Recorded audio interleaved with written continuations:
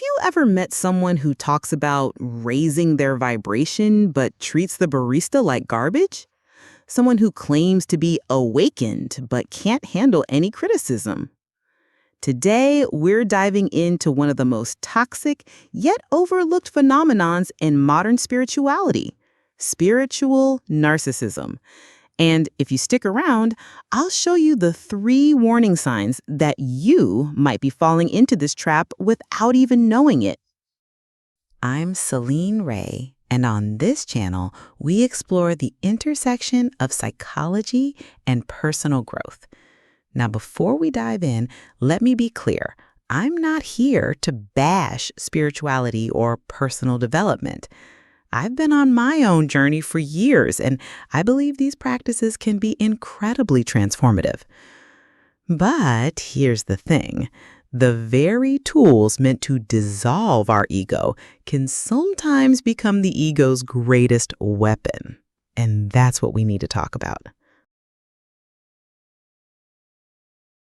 So, what exactly is spiritual narcissism? Simply put, it's when spiritual practices and beliefs become a new way to feel superior, special, or above others. Instead of fostering humility and connection, which is what most spiritual traditions actually teach, it creates a new form of elitism. Think about it. Instead of, I'm better because I have more money, it becomes, I'm better because I'm more conscious. Instead of, I'm smarter than you, it's, I'm more spiritually evolved than you. This is particularly relevant here in America, where we have this unique cocktail of individualism, consumerism, and spiritual seeking. We've turned enlightenment into another product to acquire, another way to optimize ourselves, another achievement to unlock. And social media has supercharged this. Now we can broadcast our spiritual superiority to thousands of people with a single Instagram post about our morning meditation routine. Warning sign number 1: the spiritual superiority complex. The first red flag is when you start viewing non-spiritual people as less evolved or asleep. You might catch yourself thinking things like, these people just don't get it, or I used to be unconscious like them. I remember talking to someone who said they couldn't be friends with people who weren't on the path because their energy was too low. That's not enlightenment. That's just regular old prejudice wearing yoga pants. Real spiritual growth typically makes you more compassionate toward others, not less.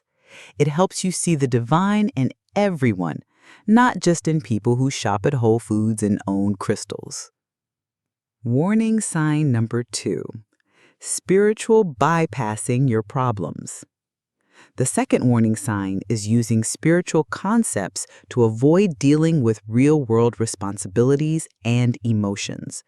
This might sound like, I don't need therapy, I have meditation. Everything happens for a reason, so I don't need to process my trauma. I'm above negative emotions, I just choose love and light. Here's the truth. Authentic spirituality doesn't make you immune to human problems. It gives you better tools to deal with them. If your spiritual practice is making you less capable of handling conflict, paying bills, or having difficult conversations, that's a problem.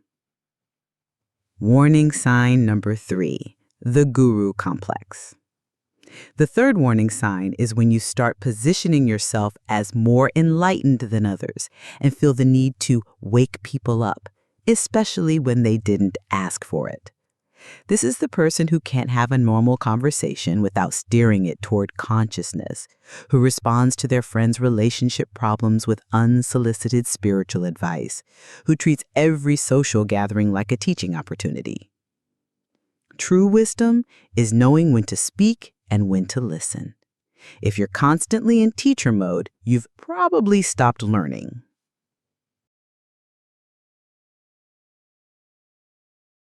So why does this happen? Well, spiritual practices can be genuinely transformative.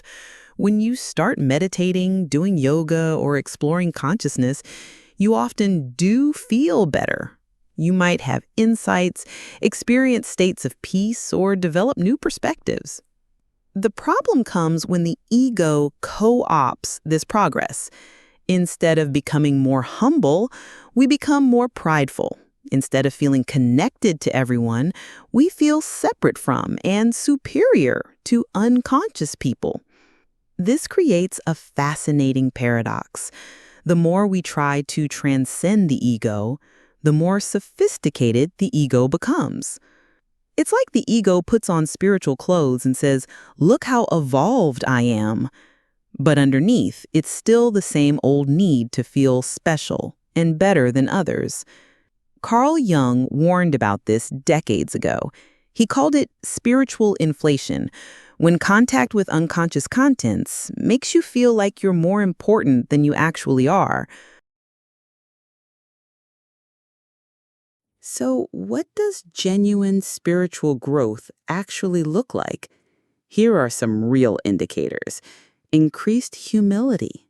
Paradoxically, the more you genuinely grow, the more you realize how much you don't know. You become more curious and less certain. Greater compassion for imperfection. Instead of judging others for not being conscious enough, you develop more patience with human messiness, including your own. Integration, not escape. Real spiritual growth helps you show up better in ordinary life. You're more present with your family, more ethical in business, more honest in relationships. Less need for external validation. You stop needing to broadcast your spiritual achievements or have others recognize your growth. The validation comes from within. Here's something most spiritual influencers won't tell you. True enlightenment often looks incredibly ordinary. The most spiritually mature people I know aren't posting daily spiritual quotes. They're listening deeply to their teenage daughter, volunteering at the food bank, or simply being kind to strangers without making it about their spiritual practice. If you're recognizing yourself in any of this, and honestly, most of us who've been on a spiritual path have fallen into these traps at some point, here's how to course correct. Number 1, practice beginner's mind. Approach your spiritual practice like you're starting over. Ask questions. Admit what you don't understand. Stay curious rather than certain. Number 2, focus on service. Shift from how can I become more enlightened to how can I be helpful? True spiritual growth is measured by how much we contribute, not how much we achieve. Number 3, get honest feedback. Find people who knew you before your spiritual journey and ask them, am I easier or harder to be around? Their answer will tell you everything you need to know. Number 4, embrace the ordinary. Practice finding the sacred in mundane moments. Washing dishes mindfully is often more spiritually valuable than posting about your morning meditation. Look, I'm not trying to discourage anyone from pursuing spiritual growth.